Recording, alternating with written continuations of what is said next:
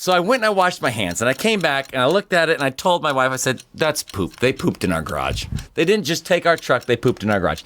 And so All running late. It was okay. It's like bad enough that they did that. Now it's personal for me too. Yeah. Like even if you would have like looked at it and been like, that's poop, I'm not going to touch that. And then, but then I touched this it. isn't part of the story, but you did, and now they just made this personal for me. Now I'm firmly invested. I'll be down there tomorrow. Are you ready, big dog? I'm ready. Did I even tell you what we're ready. doing? No.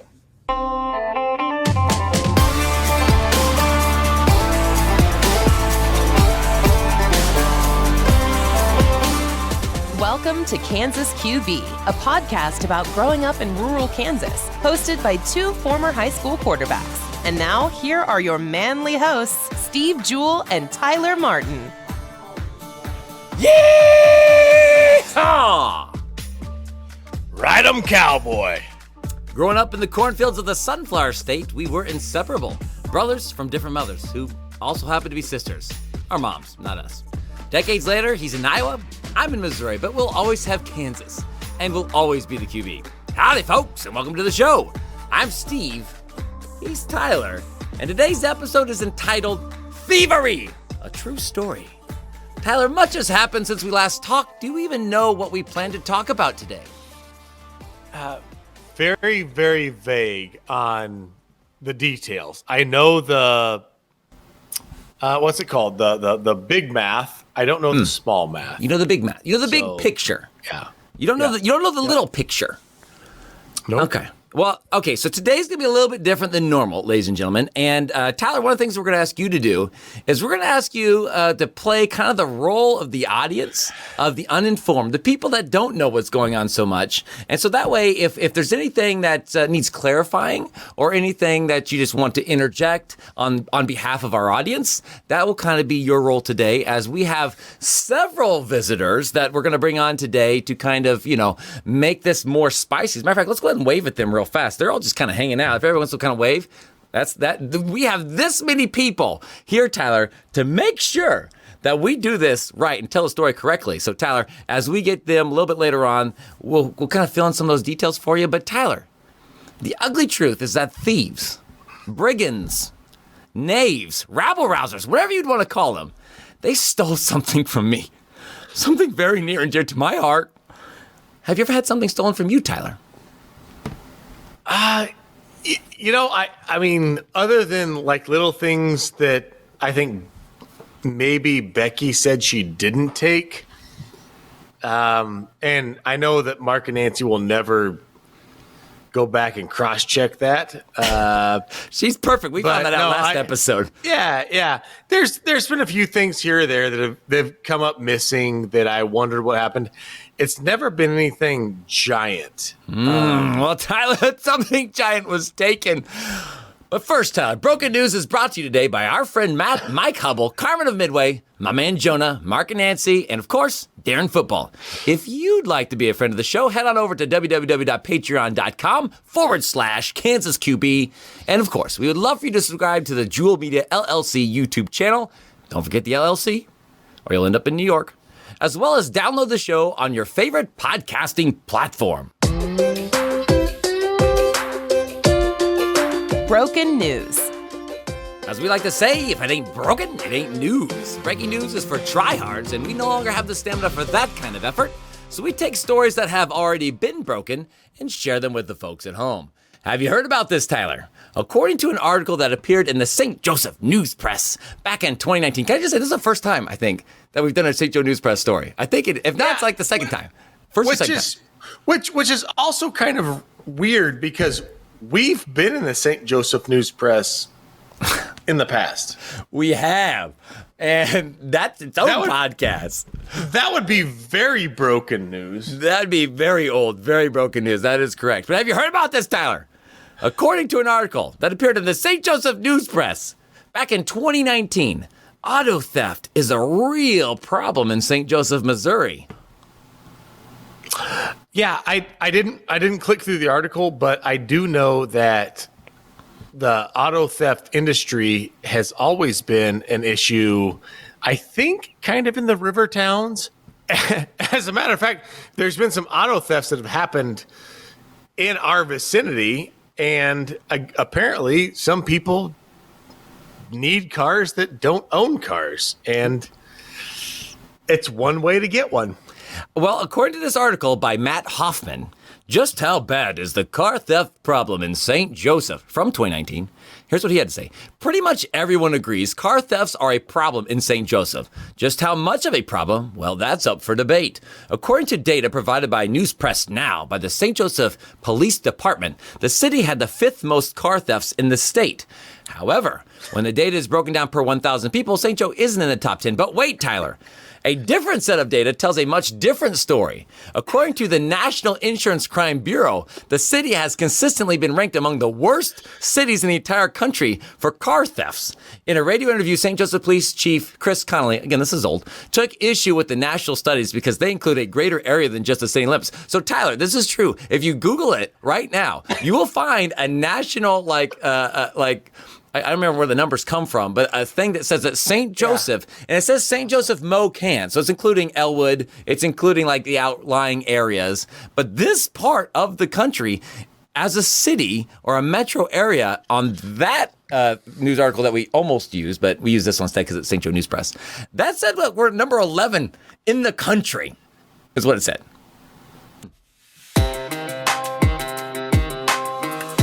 The things we remember. We're getting older, and we've already forgotten more than we ever knew, but some memories still cling to our brain parts. Like my back to the creeper in my garage as I attempted to loosen the last bolt on the starter that I recently replaced in my Toyota 4Runner. This list usually includes memories from our time growing up in Kansas, but today we will be tackling something that just happened this past week here in Missouri. Let's see just how well we can remember. And I can tell you right now, Tyler, I can remember pretty darn good because what we're talking about today isn't something from our childhood, but something that happened Wednesday. Yeah. In broken news, we learned that car thievery is a problem in St. Joseph, Missouri, even if we don't exactly know how big of a problem. Tyler, will you please tell the folks at home, because this is the part that you know, what it is that we're talking about here today? So apparently there was a theft. There was a car that belonged to someone that runs this podcast, and now we're looking for it because, like we're really looking for it. The car's been taken. Like, the car's been taken, dude. It's my car. It's my car. And so as we bring on our first guest here, that knows a little something about this vehicle that we're talking about.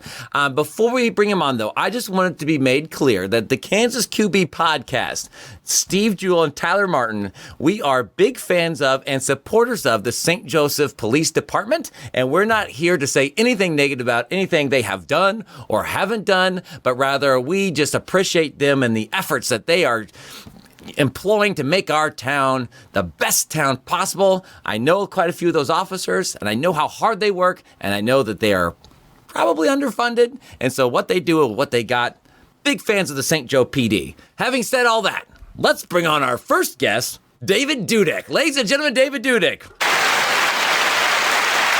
So, Dave, I wanted to bring you on to start off the show because we're talking about my 4Runner, my third gen, my 2000 Toyota 4Runner. And the reason why I brought you on is because you, David, more than anyone else, know what this truck means to me. and the amount of time, effort, and money that has been put into this car, because you've put probably just about as much time, effort, and money into this truck as I have, starting with having flown with me to South Carolina to pick this things up, David. Could you share with our listeners just how special this truck was? Because I don't think I can. Yeah, this is hard. This is tough. What makes it special, David? Why did we want to get this particular truck? And by we, I mean you're the one that found it for me. Why did we get it? Because it was a really good one. I said we got to find a good one, and it was a good one. And it was on the East Coast. It had a pretty good history. It was clean. It had all the right options. It was nice looking truck. So I said, Steve, are you ready for a road trip? And we bought plane tickets and we flew and we got the truck and we drove home through the night through an ice storm. And I got a picture on my phone of you standing in the driveway, thumbs up when we got back. And it was like the start of the adventure. Yeah, we drove right back to St. Joseph Christian School for the school day. Like, we drove through the night, and we ended up at St. Joe Christian, where I got out and walked in to do my job after having stayed up all night. You literally made it back to the school with 5 minutes to spare. I did. I absolutely did. Tyler, you wanted to say something? Oh, I was just going to say, would have been nice to have known about this. Oh, you'd like to come on the road trip? That would have been kind of fun. I mean, I've known Dave for a while. Yeah. And I've known you forever. Yeah, and I think that needs to be mentioned. That's cool. No, it's cool. No, it's fine. We're going to bring you next time. So Tyler's in on the next one. But at this point, there might have to be a next one. There might. Oh, please no. All right. So Dave here, though, for a little context, Dave and I, we hung out together. I'm sure I could put up a nice picture of us back from high school. I threw passes to Dave. So we talk about Kansas QB. I was his QB in high school. Dave had never played football before, walked out on the field, and we discovered he had great hands. Actually, we're going to talk to his coach here in a little bit. And so I went from throwing a lot of passes to other people to throwing a lot of passes to Dave for one glorious year. And since then, we've been friends. Actually, we both married our high school sweethearts. We were talking about them his senior year, my junior year at a volleyball game. So you should probably marry these chicks. And you know what we did? And as fate would have it, we're still friends. We still hang out. Dave's one of my best friends, one of my oldest friends. Dave, just really quickly, and we don't have a whole lot more time here. We got a lot to get to today, but just kind of give me an idea. What are some of the things that you and I, me by myself, sometimes you by yourself, but a lot of times us together, what are some of the things that we did to this truck to make it how great it is today? Well, okay, so the first thing is we did a bunch of maintenance stuff, right? And this was a game changer for you. It's kind of new because you were like, hey, I kind of know how to change oil, but that's about it. And you're like, if anybody knows Steve, he does not dive into something a little bit. It's a whole enchilada. We went out to dinner and he tried to sell a whole thing to our wives about buying a domain online and doing videos on how to fix cars. And we could have done it. Car Guy University. The whole thing.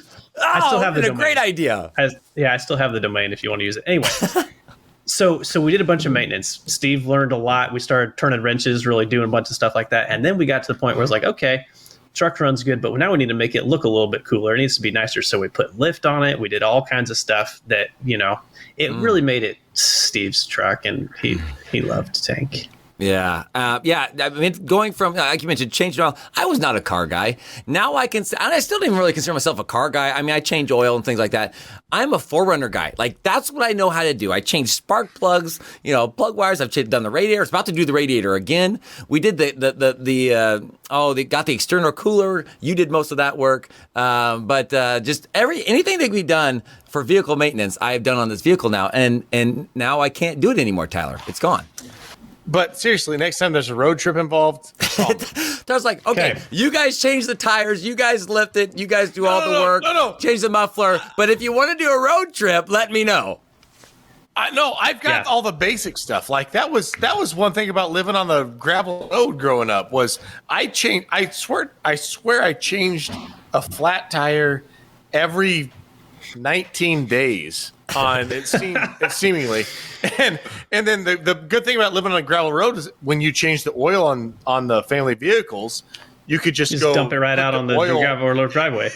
Yeah, and exactly. That's how you kill the grass where you don't want the grass, or reduce the dust on the cars driving by. So I've got your basic stuff. I mean, I guess part of me though, Dave, I had just changed the oil on this truck, and we're gonna get into the story. Yeah, what's the story, folks? How did you guys? Just hang on. There's a story here that we're gonna get to. Oh yeah. But I just changed the oil, but I was getting ready to change the radiator. I had this list of projects. I was feeling kind of bad because I needed to wash it, because that's what was so special about Tank and that's his name. He has a name. It's Tank. Okay, that's what the kids and I call him.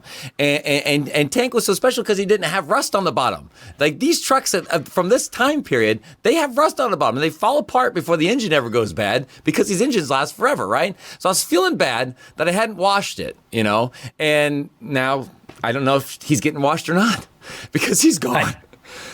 He's not getting washed, Steve. Final words, Dave, from you regarding our good friend Tank, which you have put so much time and energy into, given me so many free parts for. I'm still holding out hope that we get him back. And even if he's not drivable, we put so much stuff on that truck, we could, even if it's totally totaled, we could still take stuff off of it and use it for the next one. Exactly. I mean, there's a lot of expensive parts on there. Ugh. Okay, Dave. All right, thanks for coming on, Dave. Sorry I had to be such a sad topic, but ladies and gentlemen, Dave Dudek, let's cheer him out here as he goes because he's disappearing. All right, Tyler, that was Dave Dudek. So that kind of sets the stage, Tyler. It sets the stage for how much I love this truck. Like my kids treat this truck like a member of the family. We've named it. Like they love this vehicle, Tyler. Are we ready, Tyler, to get into the story of what happened on that fateful Wednesday? Can you give me 30 seconds first? You got 30 seconds. Go ahead. It is your part. I got 30 seconds. Yeah, go ahead. And this is just because of Dave Dudek. He's a good man. Dave, I know. Known him for a long time. I wish that I could have the same type of truck building mentality that he does so that we could be those kind of friends. However, I know nothing about that. So, Dave, I'm kind of blaming this on you. I'm just throwing it out there. What are you blaming Dave for? Yeah. Okay, all right. You can blame Dave if you want. This is called. I'm trying to build beef for the future. Oh, build beef. So like I've got two friends. I got my jock friend. I've got my. Okay, all right. Okay, yeah, we can play that one up later. Okay, good. We got to bring him on the show as kind of like the nemesis. Like, but who's the heel here? I don't. We'll figure that out later. But first, or second, I guess I should say, we need to bring on our next guest, ladies and gentlemen, for the story about how my truck went away. We need to bring on somebody that was there for this part of the story and actually got to see some surveillance video. There is video out there of the crime. And so we're going to get to that with our next guest. Ladies and gentlemen, I'd like to welcome on the show my dad, a Mark of Midway, Mark Juhl. Hey. How are we doing there, Dad? Happy to be here and not so happy because of the sad circumstance. It's a bit of a sad circumstance. So, Dad, kind of walk us through. First of all, the story as it goes, ladies and gentlemen. Well, I'll start it, and then I'll let Dad pick up here where and kind of take off where we go from there. So Wednesday morning, I like to lift weights, and I can't do it in the evenings anymore because I have a family. I can't just leave, right? So I work out in the mornings, and that's how I can still take care of the family, help out around the house, and then still not, get too fat and old too quickly.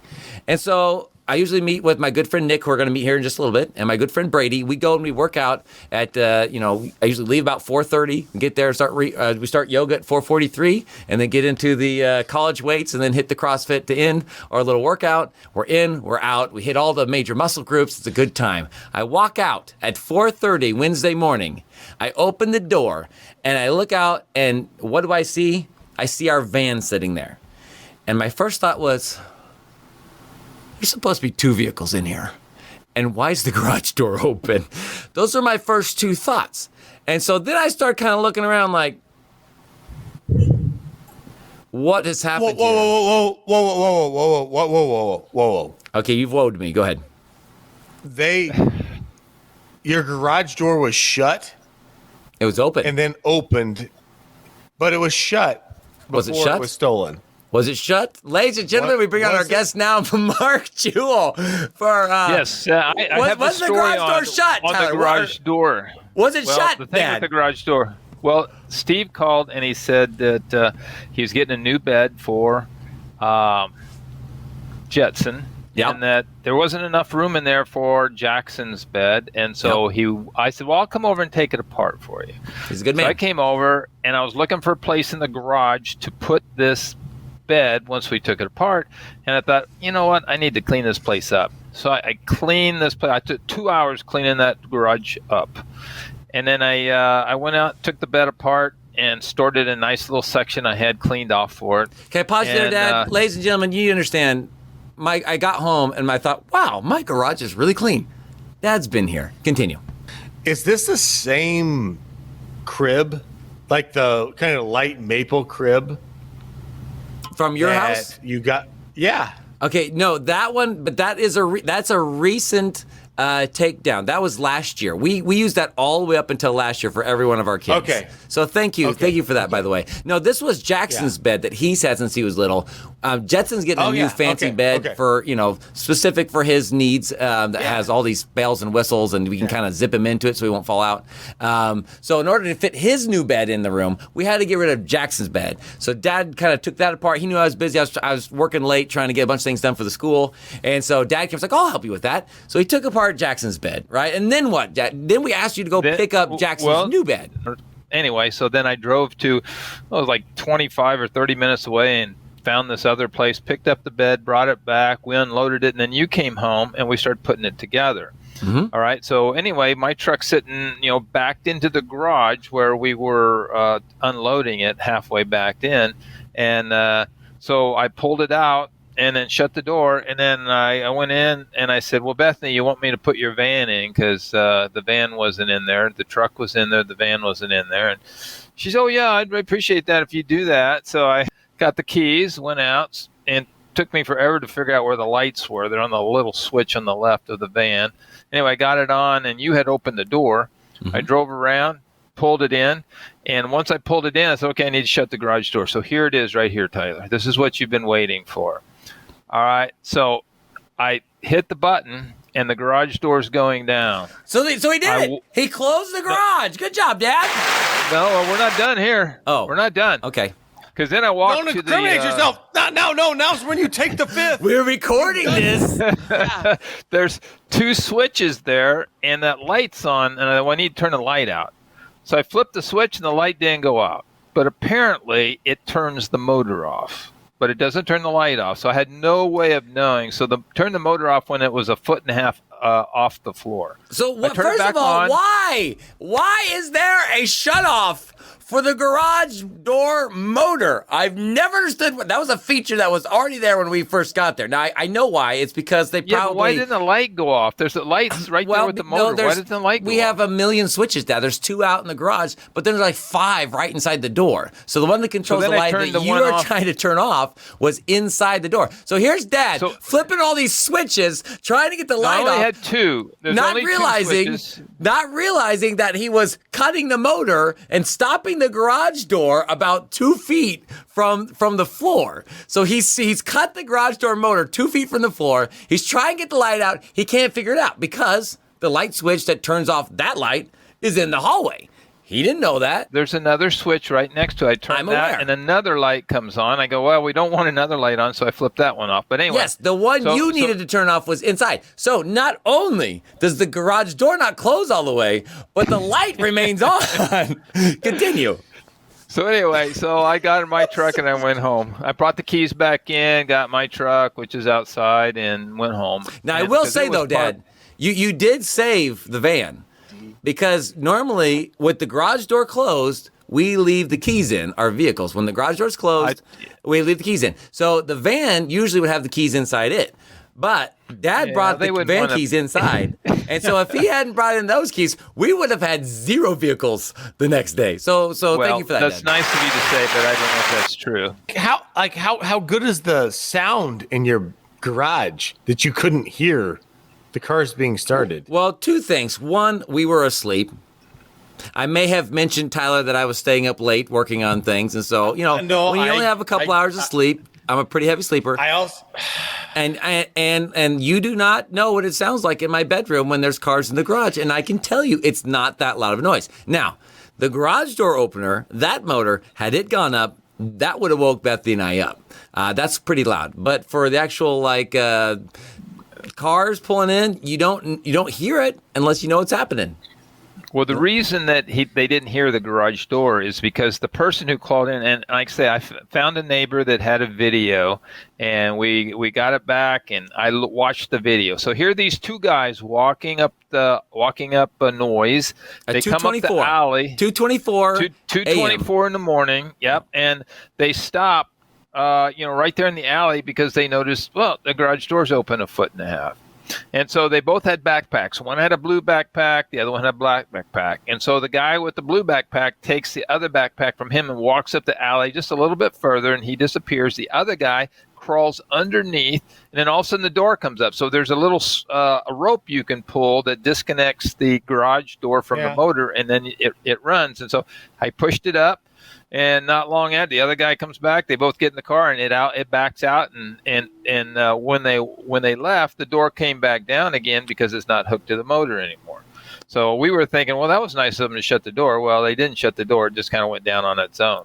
And so that's how I found it the next day. Was I found it with no truck and with the garage door, the manual cord pulled, and the garage door sitting there about 3 feet off the ground. And that by itself is something that I don't know how you digest it. Like, okay, I think I left it here. I'm pretty sure there was a truck here. Whoa. No, so my first thought was, well, the garage door had to have been left open. It had to have been left open because they would have walked in. They wouldn't have wanted to hit the button, and so they would have, But then I got thinking, well, if the door was open, why would they need to have disengaged the motor at all? So I was confused. I was really confused. Why was the motor disengaged? Because the only way they get in is if the door is open. So they were only interested in the truck because I went in there after organizing everything. I went in there and there was nothing missing. They had that bubble that you could put air in. It's sitting on the freezer. I mean, the power miter box saw is there. Everything is there. And Uncle Mark, don't take this the wrong way, but why would I steal an air bubble when I can steal a car? Well, they could have stole both. You might need to put some air in the tire. So it's like, hey, there's air bubble in case we get a low tire. Which they did, by the way. And we're going to get to our other friend here in a second. He's going to tell us a little bit more about that. But they did go through the van. They went through and they rifled through for documents. Went through our trash. I don't know why they did that. I think they're probably looking for a gun. We don't have any. Definitely don't have any in a van. It's just sitting in our garage. But they probably found some dirty diapers in there. They probably did. Serve some right, which might explain something else to happen later. But ladies and gentlemen, that's a wrap. Anything else, Dad, you wanted to say before we let you go? Well, I'll just tell you, I was really disgusted because I'd spent so much time cleaning the floor and that I'd used all the sawdust for the oil, so there wasn't any left for you. Sorry. That's all right. Well, thanks, Dad. I appreciate it. That was very thoughtful. Obviously, this is probably, out of all the ways you could possibly leave a garage door open so somebody could steal a vehicle, this is probably the only way you can do it where it really isn't anybody's fault. So, we appreciate you, Dad. So sorry that you had to be a part of that and feel bad. You also got to, look at people who would actually go into a garage door and actually steal something anyway, especially something as large as a vehicle. And not a good person. These guys have got to be, pretty low rent to do something. Low rent. Very good. Ladies and gentlemen, my dad, Mark of Midway, Mark Juhl. Let's cheer him out. Thank you, Dad. Thanks for coming on the show.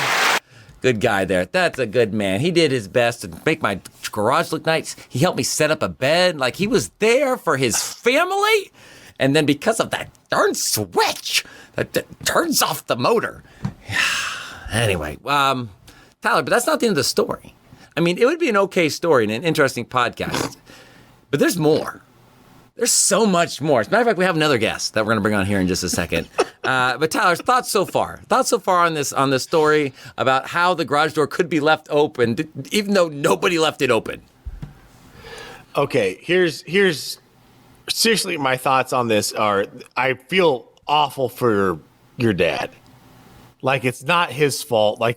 Everything that happened beyond that he could not have known about it, that could not have, that's not on him. As it's one thing if, oh, hey, thanks for coming, leave through the garage, can you please shut the garage door on your way out, and you leave it open and your car gets stolen. That's talking apples and oranges here. Mm-hmm. And that's why I just know if it would be Mark Martin, the other Mark of Midway, in the same instance, he would be calling, dude, I didn't mean to do it, but it happened. And this is our dads are very similar in the sense that they feel very responsible for all of us all the time. And then especially for things that may or may not have been their fault. I feel I feel awful for your dad. Yeah, well, and really, if anybody feels bad, it should be me because, it's my job to check and make sure the garage door is closed. Well, ladies and gentlemen, you'll be happy to know. You'll be happy to know that we now have a new garage door opener and a new garage door motor that now has the exciting security feature of notifying us when it's open. And we can open and close it, in various different ways. So I think that hopefully that problem is solved. It's something we check every night now. So anyway, there's that. But Tyler, there's more to the story. So I called the cops, right? And they show up. They knock, very polite. Love the St. Joe PD. They got there about right before we were ready to go to school. And the officer came in. I kind of showed him. And obviously they had to pull up and down the door. So he checked for fingerprints. He could tell that they had gloves on. He's like, okay, so we're not going to be able to get prints off this. Kind of looked around, kind of gave me his thoughts on it. Whoa. What? Like, it wasn't just like some guys walking up and down the street with backpacks. Like, they had gloves on. Like, they knew what they were doing. Or like, it was just cold. It was cold. Let's not give him credit for too much intelligence here, Tyler. It was just cold, I think. Well, it sounds better if you got knocked off by like a professional hit. Yeah. Like maybe dad was the inside man. Now it's his fault. Whoa. Okay. All right. But no, the story doesn't end there. Okay. So he takes my little report, and he leaves. Thank you, sir. So he's going to go look at the footage. We don't have the footage for you to watch. Our good neighbor Rich had recorded it on his security camera. They asked that we wouldn't do anything with that just yet. So we don't have that for you. Okay. But he checked with them. He gave us a case number. He left and said, we'll let you know if anything happens. Tyler. The first break in this case did not come through the St. Joe PD, but through a friend of mine who you're going to meet in just a second. But before we get to that, Tyler, they didn't just take my truck. And my dad really wanted to share this with you. They didn't just take my truck, Tyler. They didn't just go through my van looking for papers so they could steal my identity. Tyler, They pooped in my garage.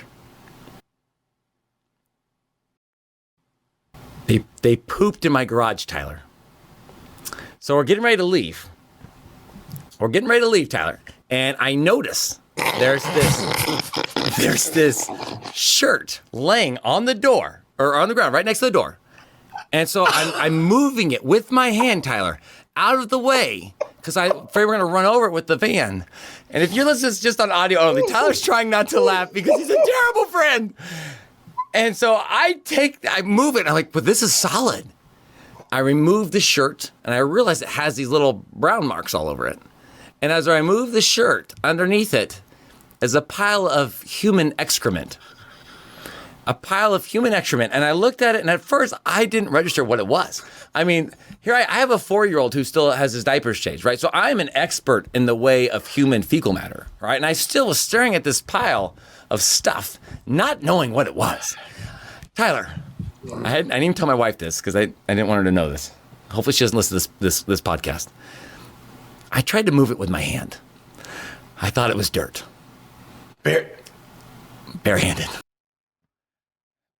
So I went and I washed my hands, and I came back and I looked at it and I told my wife, I said, that's poop. They pooped in our garage. They didn't just take our truck, they pooped in our garage. And so we're running late. It was okay. It's like bad enough that they did that. Now it's personal for me too. Yeah. Even if you would have looked at it and been like, that's poop. I'm not going to touch that. And then, but then I touched this isn't part of the story, but you did. And now they just made this personal for me. Now I'm firmly invested. I'll be down there tomorrow. Well, I appreciate that. So of course, the first thing everybody I've told the story to since then, they said is, well, DNA evidence, bag that bad boy up, get it down to the crime lab. You know what I discovered, Tyler? I talked to a friend of mine last night. I'm not sure that's how the CSI actually works in St. Joe, Missouri. Yes, I mean, if that's how it works, then we could have just gone to the security camera footage. We could have just said enhance and had a nice shot of their faces too. Whoa! Enhance. Yeah, exactly. Can you enhance that? Sure. I know. I didn't think of that before. Can't enhance. Can't get DNA. Now, no. can you get DNA from poop? Yeah, but I talked to a friend of mine that works for a government agency that has initials that's a little higher than just, the police department. And he said, yeah, they could get DNA from that, but I'm going to tell you, it's a little low on the priority level for the old lab to take a look at somebody's poop over a stolen truck. So there was that, but that doesn't end the story there. And I hope we still have our other guests because it might be his bedtime. We're doing this late at night. This is going to come out tomorrow morning, Monday morning for all you guys, Sunday night for us. Our last guest here, if he hasn't gone to sleep on us, is going to kind of tell us what happened next. Because like I mentioned, it wasn't the police, Tyler, that gave us our first break in the case, but my friend, Nick Woolman. Nick, welcome to the show. Hey, he's still there. What's up, Nick?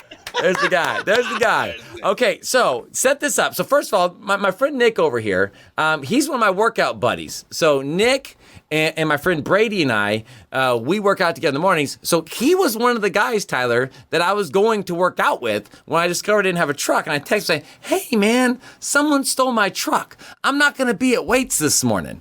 And so he's like, oh, no problem. We'll figure it out. Sorry, dude, that's a bummer. Nick, tell me your state of mind when you got into your vehicle to go to work that Wednesday morning. So Wednesday morning, I was a little, I was actually very bummed. I was like, man, they stole Tank, and I've seen Tank every morning for over a year, and I know how much Steve loves Tank. So as I leave my driveway, the kids off at school, I'm headed to work, and I'm like, you know what?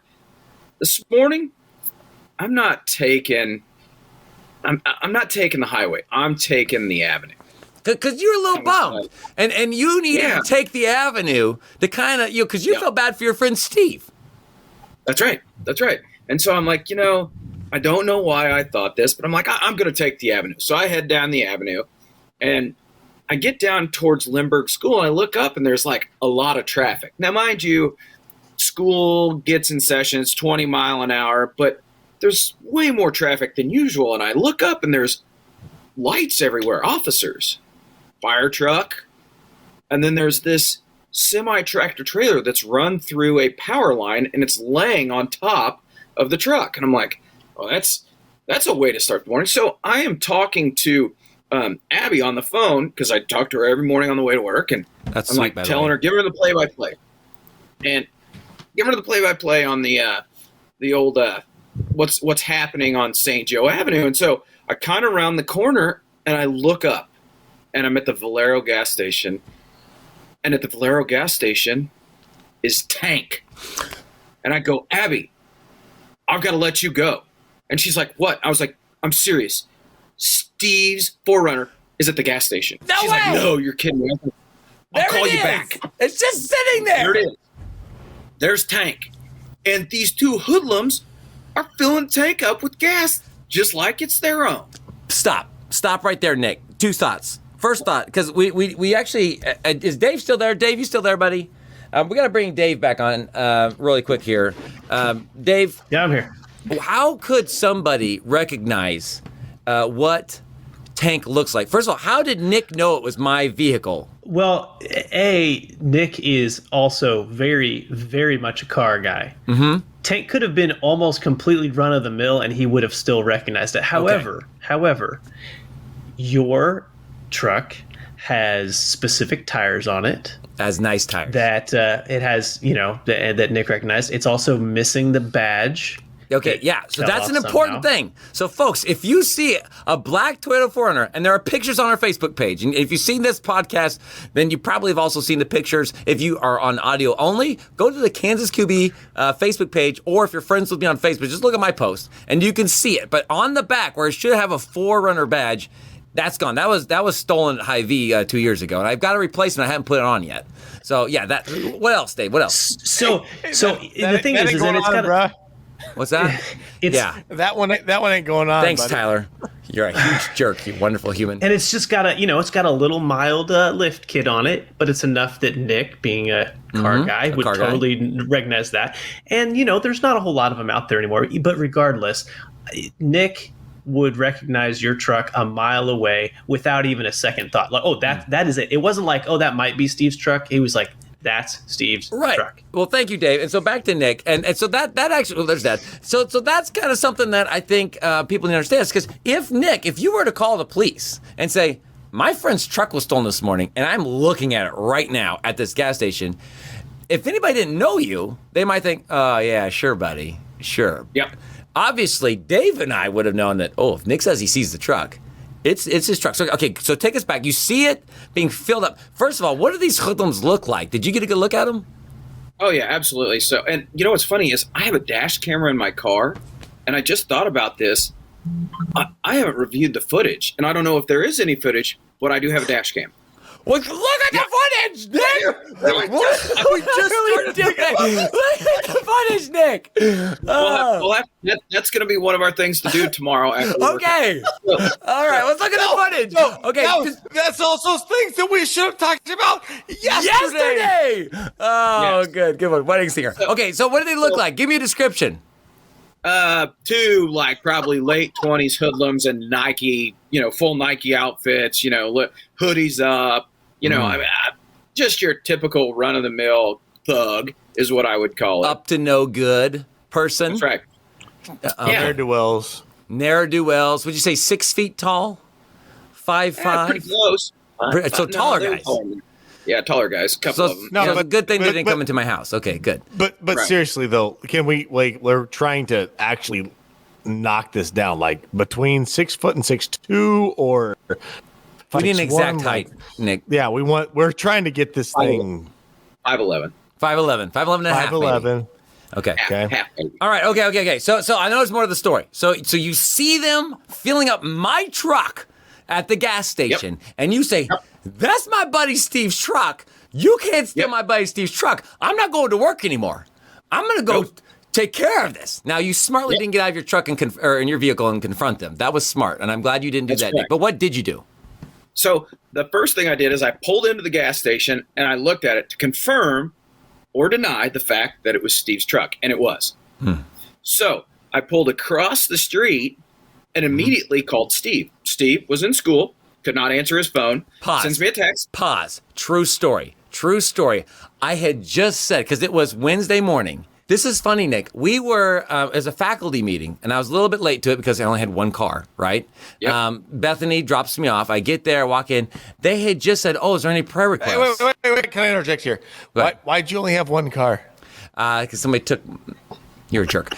So I'm sitting there, and they just asked, what are some prayer requests? And I said, actually, my someone took my truck and pooped in my garage. And of course, if you can imagine a bunch of Christian school, elementary teachers would turn around and and they know me, so they're not shocked by anything I say, but they're just all horrified for me, And while I am giving this prayer request, Nick is calling me. And I don't know why Nick would be calling me, but I'm like, I don't think I can take it right now. So I silenced the call, and then I eventually text back, hey, buddy, I'll call you. I'm in a meeting. I'll call you right afterwards. So go ahead, Nick.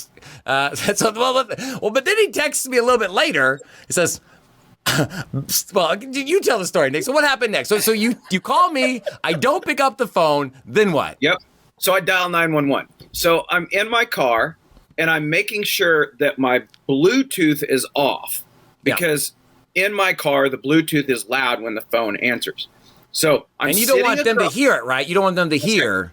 Okay, yeah. So I'm sitting across the street, and I decide, they're coming back to the car. I'm going to drive over and park at the gas pump next to them while I'm calling 911. So as I'm calling 911, I'm making sure that it's not on Bluetooth. And as soon as they answer, 911, what's your emergency? Mind you, my windows are down. It's nice. The car picks back up. And so it's as loud as can be. There's no way these guys didn't hear 911, what's your emergency? So you are one pump over from the hoodlums that stole my vehicle with your windows down. Your Bluetooth takes your call and says 911. What's your emergency?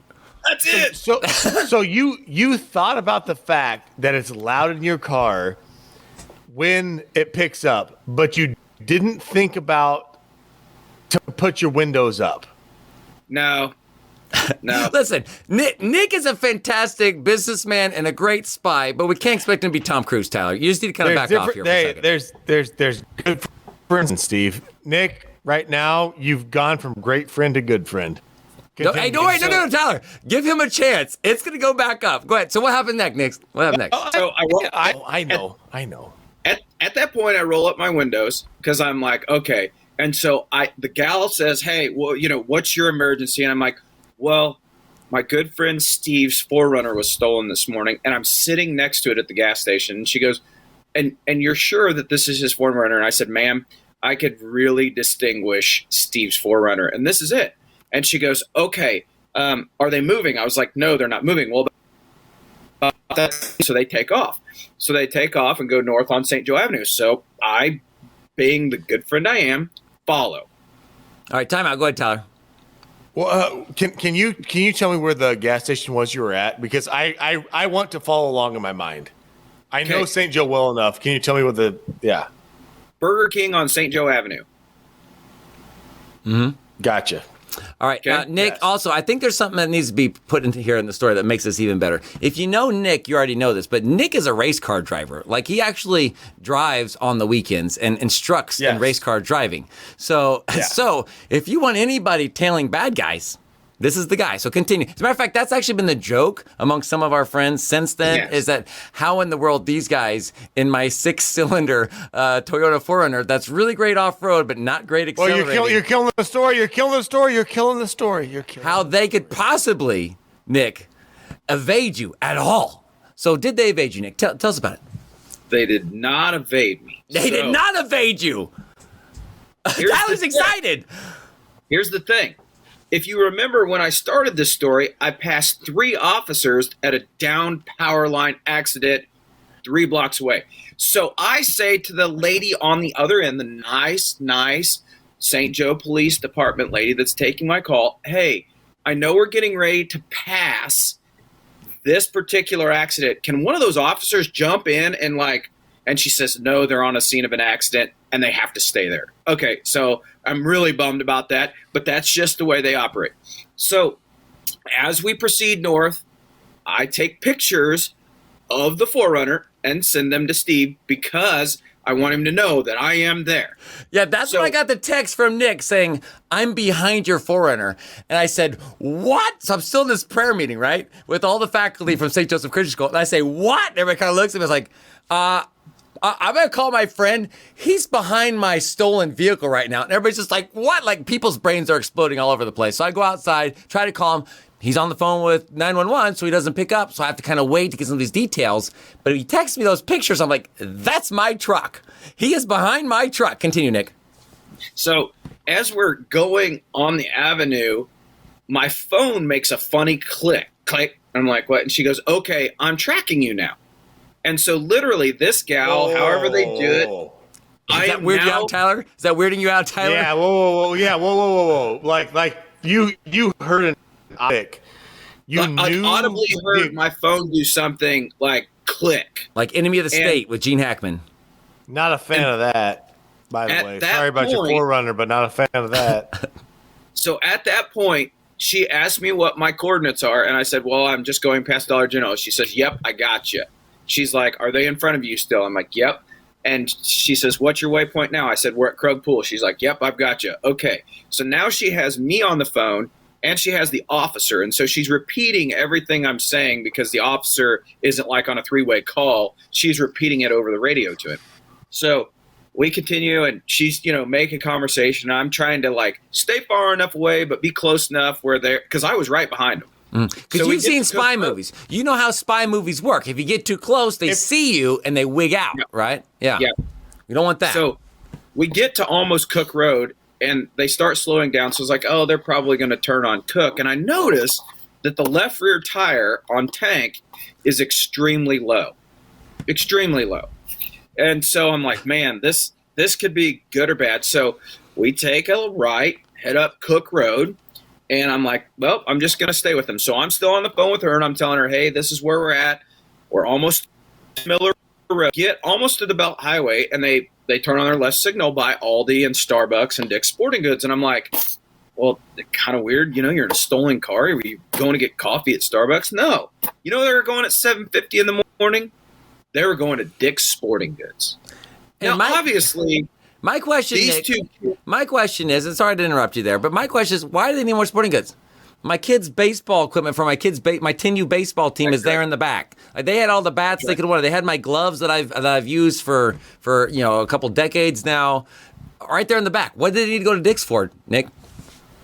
What did they need to go to Dick's at 7:50 in the morning? I mean, come on, every human being knows Dick's doesn't open until 10 o'clock. Everybody knows that.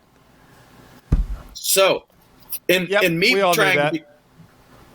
trying to be like as hidden as possible, I park in Starbucks parking lot, and I watch these two hooligans like walk to the door, and the gates are up, and they turn around. So I start, kind of meandering through the parking lot, and they see me.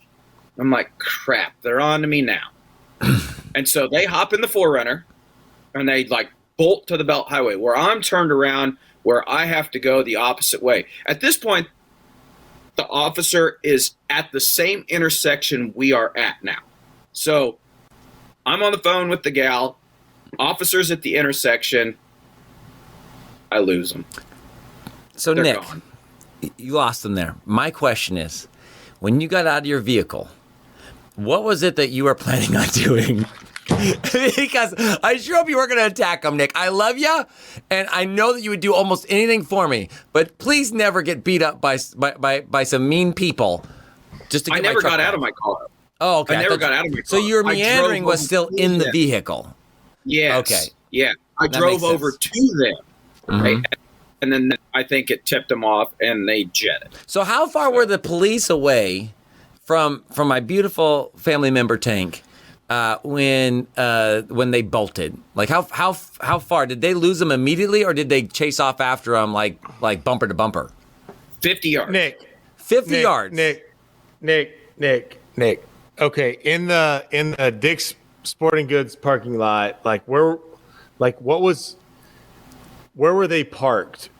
Right by Like, the was front something door. of- There was no cars at Dick's at that early in the morning, so they were like in spot number 2 in the parking lot, and I am across. There was no way that you could have parked in any type of random angle that stopped them from pulling back out.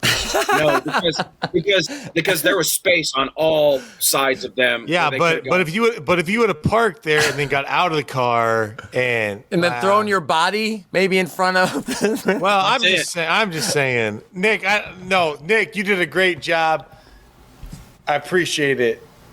Dang, dude, we were there, man. We were. You there. had 'em. We were there.